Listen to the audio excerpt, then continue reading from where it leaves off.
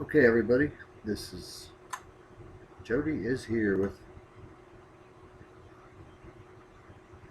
a vape coil build that I just finished building. It is a 7 over, it's a 8 over 7, 24 gauge, dual coil, dual coil, 0.44 dual coil, which brings it down to 0.22 ohm build that I've got on my DOGE V3. The DOGE V3. It's a fantastic little RDA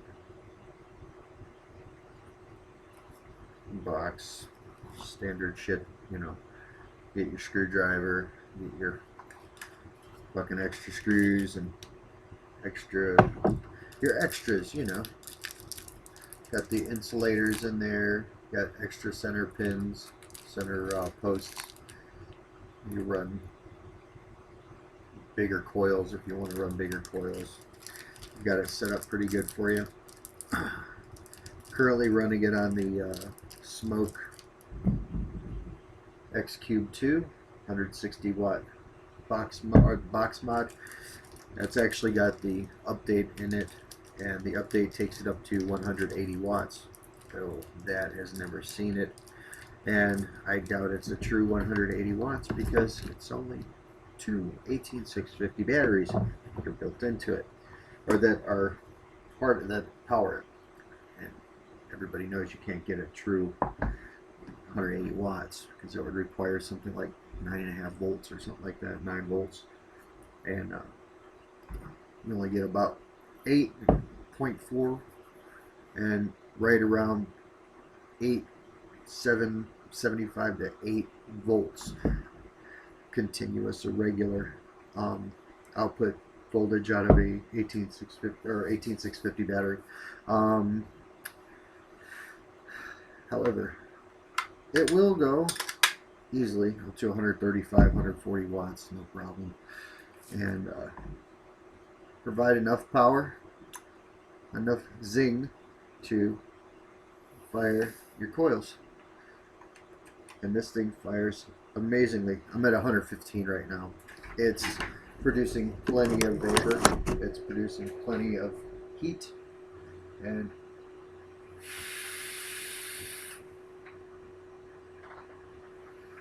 clearly plenty of vapor. The DOGE V3 is a fantastic RDA. It's my first RDA. And the only reason it's my first RDA is because there was a lot of hype online about the DOGE V3. It was a crowdsourced build, and it took a lot of different inputs from different people, putting their suggestions in and things like that. It was brought to everybody by Congravape, and Congravape is basically what it is, congregating to build better vape products. You could check out their website. It's congravape.com, and they have several items that they have. You know, they have the DOGE V2, the DOGE.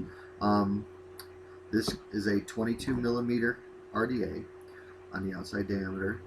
It actually fits inside of mine. I have 0 gaps between the body of my battery and this. It does have a fixed center post. It's non-adjustable, and on the inside it says DOGE and by Congravape. It says ceramic, copper, and steel. Got some juice on there. I'll wipe that off. A little harder to see. Creates a fisheye. I don't know if it's going to be much easier to see with the streaky juice on there, but there you can see it says ceramic, copper, and turning it the wrong way, steel, and the DOGE. It's a cool little doggy emblem. Works out just fine with the build that I have, and that's in it right now. I was just vaping at 1.6 on a dual coil build that was a 5/4 turn build. Firing fantastically. I was doing great on that, and it was actually a 22 gauge wire. I think it was a 22. Not actually sure. So I have them sitting inside it a little. Oh, there goes my other bag. I don't know if you can see inside of that bag, but that's my other coils. I just wanted to build a different coil and put it in. I reuse my coils if they're not bad. And if they're not bad, I'm not going to worry too much about.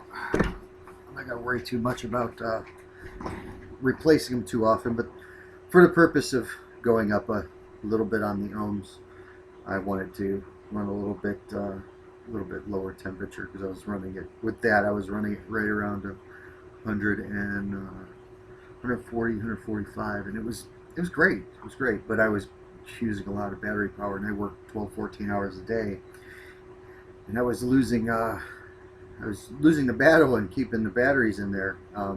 I would make it the entire day if I didn't start vaping until I got to work. So I was carrying around my other 50 water with me. I'll get into that one in another video. But right now, with this, I'm just going to go over the DOGE V3, and it has a obvious 4-post design. It has stainless steel center post, another copper center post. It has extra screws and hardware, so you can redo it. The post holes are 2 millimeters, so you can actually fit bigger wire gauges in there, and the top cap is fantastic on it. It's got a removable top cap, super wide bore. I mean, that thing is huge. Oh, you see right through that. It's ridiculous. Oh, another feature is there is an O-ring that's built inside of the actual top cap. And the drip tip sits right in there. It's not easy to get in. It's not easy to get out. So that makes it fantastic. The juice wells in this thing are deep. Like, I could throw in probably, let's see, right now it's pretty wet, but right now I'm gonna go ahead and there's 1, 2, 3, 4, 5, 6, 7. That's 7 on that side. Okay, and just a little bit overflow. Bring it back over. 1, 2, 3, 4, 5 on this side, and that gets us saturated, completely saturated. And I can take probably at 140 watts. With the other build, I was getting about 10 pulls. At about 110, 120, I'm getting somewhere around between 8 and 15, depending on how long I draw, how high the wattage is, of course. But usually about 115 watts, I can easily get 10 out of it, no problem. But this is it. That's some production there.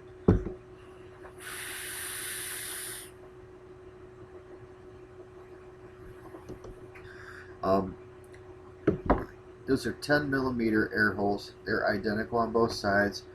Turns to restrict the flow. You can actually turn it to restrict it, and there's an opening right there. Fog in here. I'm using a webcam that's built into the laptop. Excuse me. I don't have the money to go buy another camera yet, but eventually I will, and it's going to be producing better videos. But for right now, I'll use this. Not a big deal. It's doing a job. It's providing everything that I need to do. It's right around, the price point on this is between $30 and $50, depending on where you get it. If you get it online, it's going to be less expensive. It's just the nature of the beast. People that have brick and mortar buildings, they have to pay electricity, water, gas. They have to pay for the rent or the lease or whatever it is that they have. They own the building. They have to pay property tax. Things are going to be more expensive in brick and mortar, just natural.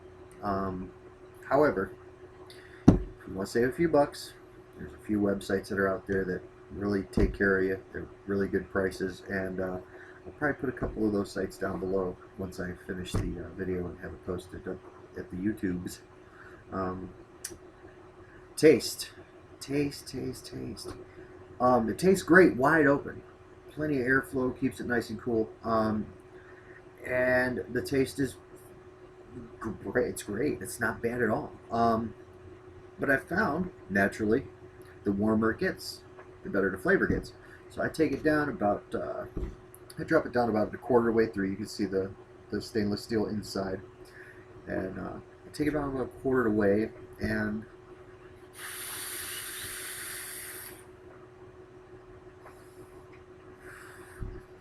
this fucking flavor is outrageous. It tastes so good. I could even take it halfway down. Still plenty of airflow. Plenty of airflow to keep those coils cool, keep them from overheating, keep them from burning the juice.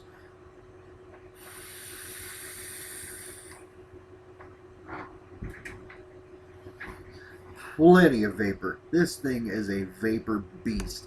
I mean, if you're into comp building and things like that, for the price and the dual coil builds, even a single coil build, I built a single coil on this and it produced plenty of vapor. But for what this is, and the price point that's with this, and the design, the ease of use, the options that it comes with the stainless steel post and the copper post and the dual post, it's everything you need in a first build if you don't want to go buying a bunch of different RDAs. You can buy one RDA that do the whole job. Everything's nice and tight. I mean, you can still turn it. It's not going to come. It's not going to just move on its own. You've got to actually put some effort into moving this. But for what it is, DOGE V3. It's all I could see. Jody is here, and this is vaping, and I am out.